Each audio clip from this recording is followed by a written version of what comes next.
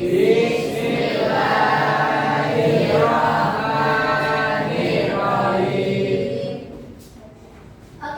minggu lalu kita sudah belajar tentang unsur-unsur hadis, yaitu ada pada bab 9. Nah, hari ini kita akan belajar tentang bab baru, bab 10. Sebelum memulai pembelajaran, disiapkan dulu buku LKS-nya. Yang lain, saudara udah siap? Yo, yang dikeluarin. Oke, minggu lalu kita sudah belajar tentang unsur-unsur hadis. Nah, unsur-unsur hadis itu kan terdiri dari empat macam, yaitu ada sanad, matan, rawi, dan jalur hadis. Oke, coba sebutkan pengertian sanad secara singkat aja.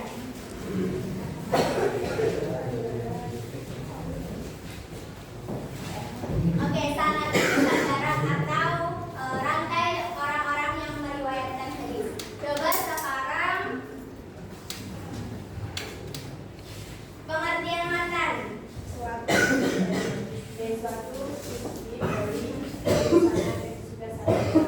Oke, benar. Jadi matan itu adalah isi dari sebuah hadis. Nah, sedangkan perawi itu adalah orang yang meriwayatkan hadis. Nah, jika kemarin kita sudah mengetahui tentang apa saja unsur-unsur hadis, maka hari ini kita akan belajar kedudukan dan juga fungsi hadis terhadap Al-Quran. Dibuka LKS-nya sudah semua? Sudah. Yang pertama itu ada kedudukan hadis.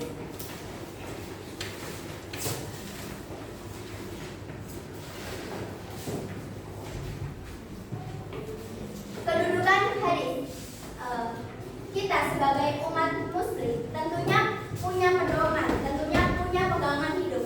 Pegangan hidup kita yang pertama itu adalah Al-Quran, dan yang kedua adalah hadis. Nah, kita sebagai umat muslim wajib mengikuti, wajib mengimani Al-Quran dan juga hadis. Karena apa? Karena supaya kita tidak tersesat baik di dunia maupun di akhirat.